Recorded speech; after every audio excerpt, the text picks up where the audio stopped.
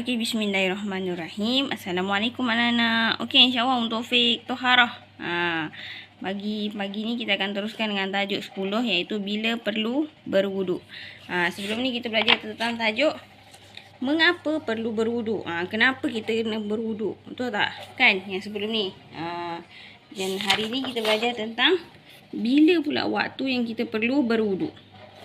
Okey, boleh tengok kat buku masing-masing. Masa tengok video ni pastikan ada buku dan tunjuk dekat mana Ustazah baca. Okey?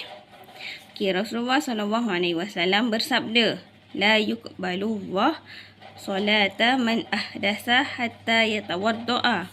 Maksudnya, Allah tidak akan menerima solat orang yang masih berhadas sehingga ia berwuduk. Riwayat Bukhari dan Muslim. Maksudnya dekat sini apa? Allah tak akan terima solat orang yang masih berhadas. Berhadas tu apa maksudnya? Yang tak suci. Okey? Okey, kita tengok yang bawah pula. Perbualan antara seorang atuk dan cucu dia. Dia cakap apa? Atuk, bila kita perlu berwuduk? Okey, cucu dia tanya dekat atuk ni. Kan? Okey. Pasal tu dia jawab. Kita perlu berwuduk bila? Yang pertama, ada 5 waktu yang kita perlu berwuduk. Yang pertama, hendak melakukan sesuatu ibadat yang wajib atau sunat. Contoh, solat, memegang Al-Quran dan tawaf. Ustazah ulang lagi sekali. Hendak melakukan sesuatu ibadat yang wajib atau sunat. Contoh, solat, memegang Al-Quran dan tawaf. Betul tak? Bila kita nak solat, kita kena ambil wuduk. Bila kita nak tawaf, nak pegang Al-Quran, kita kena ambil wuduk. Wajib kita ambil. Okey? Yang kedua, sebelum menuntut ilmu. Sebaiknya sebelum menuntut ilmu kena ambil wuduk. Semoga kita dapat keberkatan. Okey. Yang ketiga, sebelum tidur. Betul tak?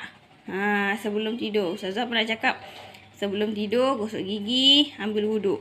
Okey.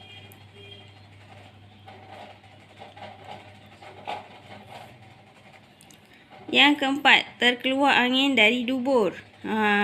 Ataupun bahasa lain yang Ustazah akan cakap, terkentut. Terkeluar angin dari dubur. Contoh, kita dah ambil semayang apa semua, tiba-tiba kita terkentut. Jadi kita kena buat apa? Kena ulang semula, ambil air semayang lagi sebelum kita solat. Okey?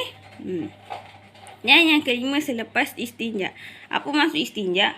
Selepas kita buang air. Tak kisahlah sama ada buang air kecil ataupun buang air besar. Selepas kita istinja, kita kena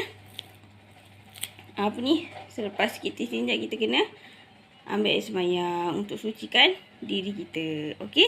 Jadi ni ada 5 waktu, bila waktu kita perlu berwuduk. Ustazah ulang lagi sekali. Yang pertama, ketika hendak melakukan sesuatu ibadat yang wajib atau sunat. Contoh, solat, memegang Al-Quran dan tawaf. Yang kedua, sebelum menuntut ilmu. Betul tak? Kalau pagi-pagi sebelum masuk kelas TQS, mesti Ustaz Alif ke Ustaz Musi akan ingatkan, ada wuduk. Ada wuduk. Betul tak? Yang ketiga, sebelum tidur. Yang keempat, terkeluar angin dari dubur. Yang kelima, selepas istinja. Ini adalah 5 waktu. Okey, kalau orang tanya, oh waktu ni, ni waktu-waktunya. Okey, ada 5. Okey, jadi kita tengok yang sebelah. Okay, dia kata apa kat sini? Aktiviti 1, suaikan anak panah pada jawapan yang betul. Okey, suaikan anak panah pada jawapan yang betul. Perlu berwuduk. Mana yang kita perlu berwuduk? Yang pertama, mengerjakan solat. Perlu ke tak?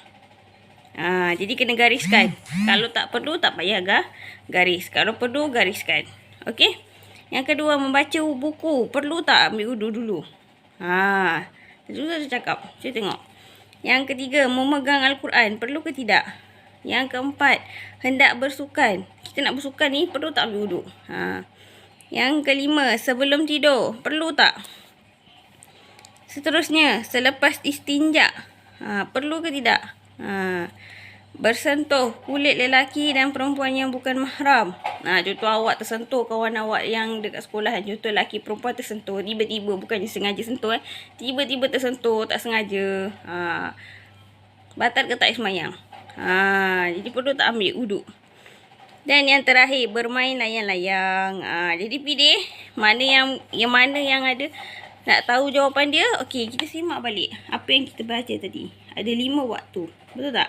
Waktu yang kita perlu berwuduk. Jadi mana yang sama dengan sini boleh gariskan. Okey? Yang seterusnya, kita tengok latihan bawah ni. Kita buat sama-sama Tulis betul atau salah pada kenyataan berikut. Tulis kat dalam kotak ni. Kotak yang disediakan ni. Yang nombor 1 dia kata apa? Seseorang yang berhadas kecil hendaklah berwuduk apabila hendak solat. Dia berhadas kecil maksudnya dia buang air kecil. Adakah dia perlu wuduk untuk dia solat? Selepas tu tulis betul atau salah. Yang kedua, hadas kecil ialah perkara-perkara yang membatalkan wuduk. Betul tak? Kita buang air kecil tu batal tak wuduk kita? Boleh tulis betul atau salah. Antara yang perlu berwuduk ialah kerana makan. Makan kita kena berwuduk. Betul ke tidak? Tengok balik. Waktu bila kita perlu berwuduk tadi. Okey, yang keempat. Selepas beristinja, kita terus bersolat. Lepas beristinja kita terus solat. Boleh ke tak boleh? Terus tulis kat sini. Betul atau salah. Dan yang kelima, apabila kita hendak membaca Al-Quran, kita perlu berwuduk. Betul ke salah? Tulis. Okey? Jadi untuk latihan boleh siapkan latihan ni. Dan ingat balik apa 5 waktu yang kita perlu berwuduk. Okey? Jadi untuk kelas hari ni sampai sini dulu. Jadi anak-anak boleh hafalkan dan siapkan latihan. Yang dah siap boleh hantar dekat ustazah. Okey? Okey, terima kasih anak-anak. Assalamualaikum.